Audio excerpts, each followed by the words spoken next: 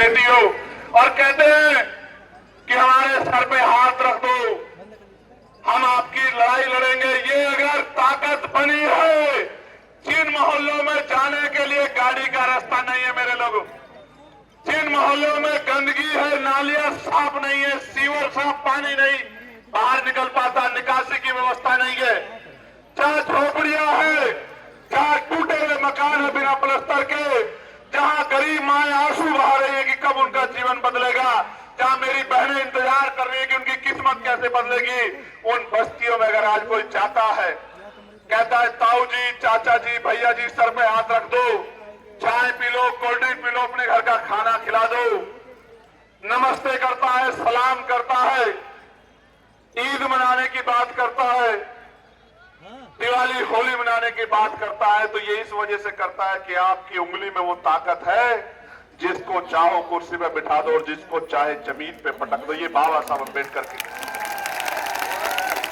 मेरे लोगों सोच के देखो, अगर ये वोट का अधिकार चला जाए आपसे, जिस गांव में जिस पे वोट नहीं होती, कोई छोटा चुनाव देख लेना प्रधानी का, उसके दरवाजे पे कोई नहीं जाता है। जाता है क्या? बताओ जोर से, जाता है क्या? आपके घर अगर कोई मेहमान आ जाए जिसकी वोट ना हो, क्या उसके भी कोई ऐसे ही पैर पकड़ता है क्या? क्यों नहीं पकड़ता? क्योंकि उस पर वोट। तो ये बाबा साहब अम्बेडकर ने ऐसा हथियार आपको दिया है, ऐसा हथियार दिया है कि ये करोड़ों रुपए से कीमती है मेरे लोगों। 5 किलो राशन पे, चंद पैसों पे, शराब पे भावनात्मक होके अगर आप अपने वोट को किसी को दे देते हो, तो आप अपने लिए खाई खोद लेते हो। वोट दो धारी तलवार है। अपने व्यक्ति को दिया जो आपकी लड़ाई लड़ रहा है, तो उसको ताकत मिलेगी, उसको ताकत मिलेगी, तो वो ताकत आपकी होगी। और गलती से कहीं किसी की बातों में आके किसी गलत आदमी को दे दिया, उसको ताकत मिलेगी, उसको ताकत मिलेगी, तो आपके बच्चों की शिक्षा, चिकित्सा, रोजगार को खत्म करके आपको अपंग बना देगा। मेरी बात को आप याद रखें।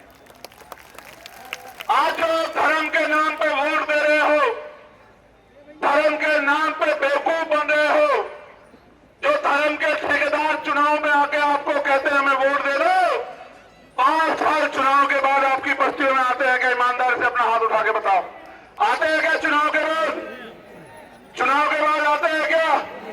जब आपको अपने बच्चे के लिए फीस की जरूरत होती है, कपड़े की जरूरत होती है, इलाज के लिए पैसों की जरूरत होती है, बेटी की शादी के लिए पैसों की जरूरत होती है, जब आपको घर बनाने के लिए पैसों की जरूरत होती है, तमाम जरूरतें होती है, कोई आता है कि नेता आपके घर? बताओ मेरी माँ बहनों, बताओ मेरे भाई, आता है क्या? क्यों नहीं आता? वो सुना है ना आपने कि मतलब निकल गया तो पहचानते नहीं।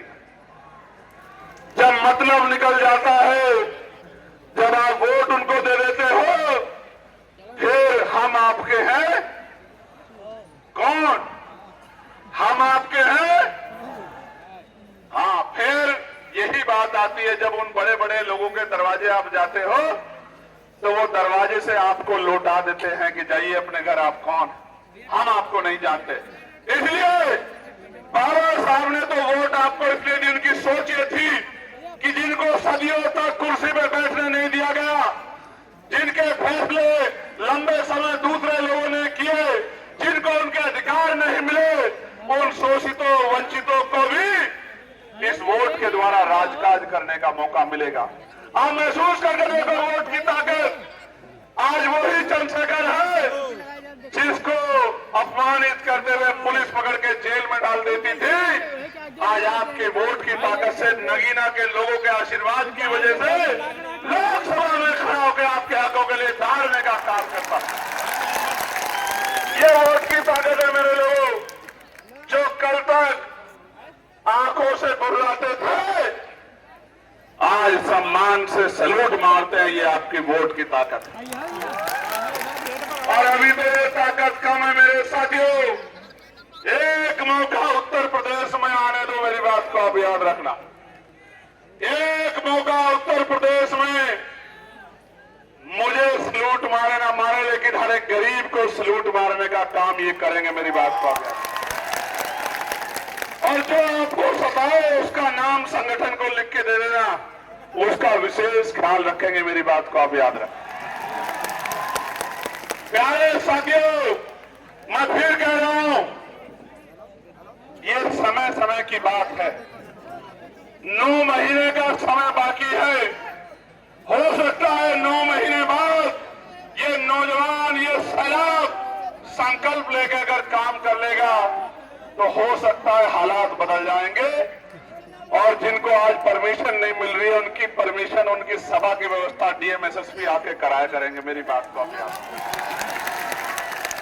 प्यारे साथियों, बाबा साहब का लक्ष्य था कि हम, जो मैंने पहले कहा कि हमारे दुखों को हमारे सिवा कोई नहीं मिटा सकता। आपके जीवन में जो गरीबी है, बेबसी है, लाचारी है, जमीन नहीं है, घर नहीं है, शिक्षा नहीं है, रोजगार नहीं है, तमाम परेशानियां हैं। बाबा साहब कहते हैं कि इनकी अपनी समस्याओं को आप वोट की ताकत से मिटा सकते हैं। और माननीय काशीराम साहब तो और बड़ी बात कहते हैं। वो ये कहते हैं जिनका राजकाज होता है उनकी बहन बेटियों के साथ अन्याय अत्याचार नहीं होता, उनको मूछे रखने पर उनकी हत्याएं नहीं होती, उनकी घोड़ियां नहीं रोके जाती, उनके साथ जुल्म जाती नहीं होती, उनको किसी के आगे हाथ नहीं फैलाना पड़ता। इसलिए मैं आपको कहने आया हूं, संघर्ष करने के लिए तैयार होना पड़ेगा। तैयार होगा नहीं तैयार हो बताओ? नहीं, आवाज कम आ रही, जोर से बताओ। ये सरकार कितनी हितैषी आपकी जानना चाहते हो? जानना चाहते हो नहीं जानना चाहते हो बताओ? ये सरकार इतनी हितैषी है कि बाबा साहब अंबेडकर जी की जयंती 14 अप्रैल को आ रही है।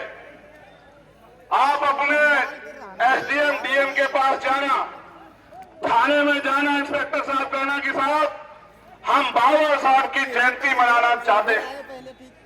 बाबा साहब जिन्होंने देश को संविधान दिया, बाबा साहब जिन्होंने गूंगों को जबान दी, बाबा साहब जिन्होंने कमजोरों को कुर्सी दी, लड़ने के लिए लोकतंत्र दिया, आगे बढ़ने के लिए संविधान में अधिकार दिए, अवसर दिए, उन बाबा साहब की जिनको आप भी मानते हो, देश के प्रधानमंत्री मानते हैं, होम मिनिस्टर भी कहते हैं मानता हूं, मुख्यमंत्री भी शीश झुकाते हैं, उन बाबा साहब की जयंती को मनाना चाहते हैं।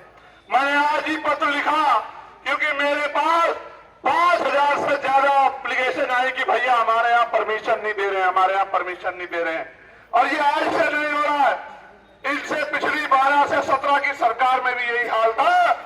जो आज कह रहे हैं कि भाई हम तो कमजोरों की राजनीति कर रहे हैं, जिन्होंने मान्यवर काशीराम साहब के नाम पे बना मेडिकल कॉलेज का नाम बदल दिया, मान्यवर काशीराम साहब के जयंती में जो छुट्टी थी वो छुट्टी कैंसिल कर दी, प्रमोशन में रिजर्वेशन का बिल फड़वा के कमजोर वर्गों के अधिकारी कर्मचारियों को खून के आंसू रुलाए।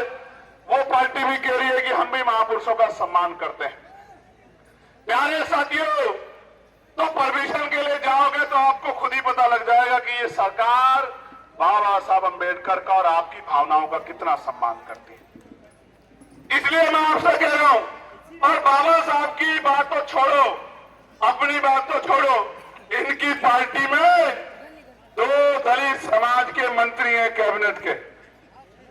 एक ने कुछ दिन पहले कहा आगरा में कि साहब मैं 45 मिनट से बैठी हूं, कोई अधिकारी नहीं आया, कोई प्रोटोकॉल का पालन ही नहीं हो रहा है। और दूसरे अभी आए थे एक और जगह पर और 45 मिनट तक कन्नौज में बैठे रहे और जिलाधिकारी दफ्तर में एसी की हवा लेते रहे और अपमानित होकर चले गए।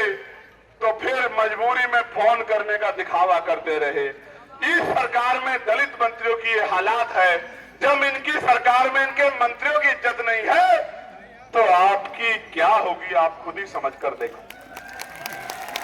और आगे बढ़ाता हूं, अभी आप तक